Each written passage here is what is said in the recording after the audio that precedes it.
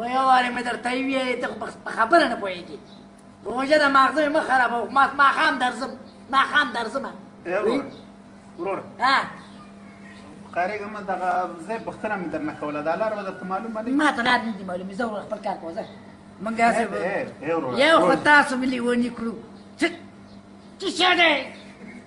روژه ده وروره ګرمي ده ګرځېدی نه شم خیر دی دغه ځای راته راوښایه که نه دا روژه یې وایي تا نیولې دا په ما ګرمي نه ده تا به هم نیولې زه تا نه ملامتوم خو دغه ځای راته وښایه څوک شته نه چا نه پوښتنه وکړم زه ترافیک نه یم زه ترافیک نه یم د دې ځای اوسېدونکی نه یم د دې ځای اوسېدونکی نه یم خو دا مې کور دی ته پکې څه وې چې دغه د کور د خو دې ځای اوسېدونکی ماغزه مې کار نه کوي زه که نه کینکان که زه که نه زه نه ته یم ای وروره څوک شته نه چا نه پوښتنه وکړم ستړی یم که نه مور د خدای ووایي ګوره قسم په خدای خدایه خیر کې دا څه بد غوبلم جوړ کړی دا څه شی دی دا پکې لا بل راغی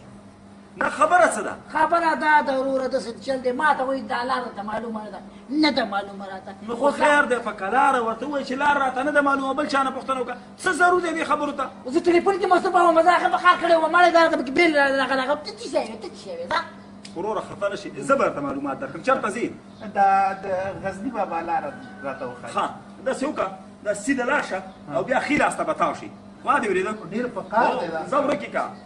ګوره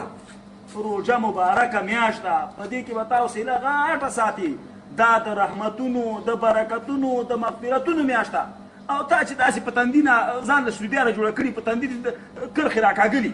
نو ته ووایه چې ستا به ثواب وشي یاره کاکا بس ورځې کې ګرمي ده او هغسې خلک دا پازابول کوي دغه لار ولا پرېږدمه چې څوک نوره پوښتنه ونه کړي ګوره زما خبره واوره